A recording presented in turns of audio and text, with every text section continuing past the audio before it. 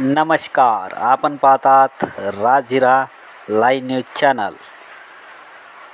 Umarkhed police स्टेशनकडून उमरखेड शहरातील युवकावर MPDAची कारवाई। ठाणेदार शंकर पांचाळ साहेब यांचे प्रतिपादन।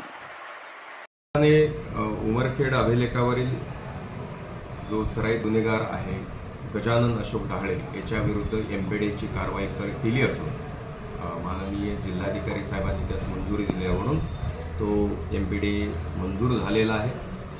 गजानन ढाळे याच्या विरुद्ध पोलीस ठाणे उमरखेडच्या अभिलेखावर जवळपास 17 गुन्हे दाखल आहेत। त्या 17 गुन्ह्यांमध्ये भरधाव वेगाने वाहन चालवणे, नंतर दारूच्या नशेत सार्वजनिक ठिकाणी शांतता भंग करणे, धार्मिक भावना दुखावणे, जातीय तेढ निर्माण करणे, दंगा करून नुकसान करणे, जबरी चोरी करणे, रस्ता अडवून हत्याराचा धाक दाखवून मारहाण करणे, कट रचून जीवे ठार मारण्याचा प्रयत्न करणे, अशा विविध कलमांतर्गत जवळपास 17 गुन्हे दाखल असून एका गुन्ह्यामध्ये त्यास 500 रुपये दंडची शिक्षा सुद्धा झालेली आहे।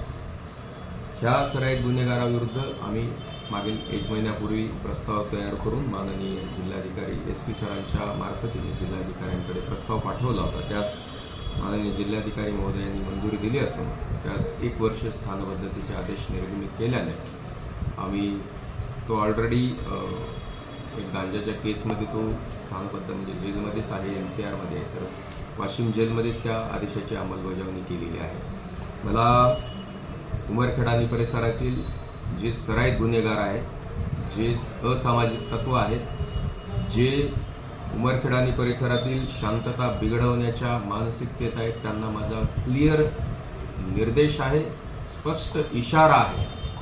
जर कोणी कायदे हातात घेतले, महत्त्वाच्या प्रोसेशनमध्ये कोणी जर अनुचित कृती केली, कायदा हातात घेण्याचा प्रयत्न केला, तर त्यांच्या विरुद्ध सुद्धा अशाच पद्धतीने अभिलेख पडताळून आणि अभिलेख तयार करून त्यांच्या विरुद्ध MPDA मोका अंतर्गत अशी कठोर कारवाई करण्याची उमरखेड पोलिसांची स्पष्ट भूमिका आहे। थँक्यू।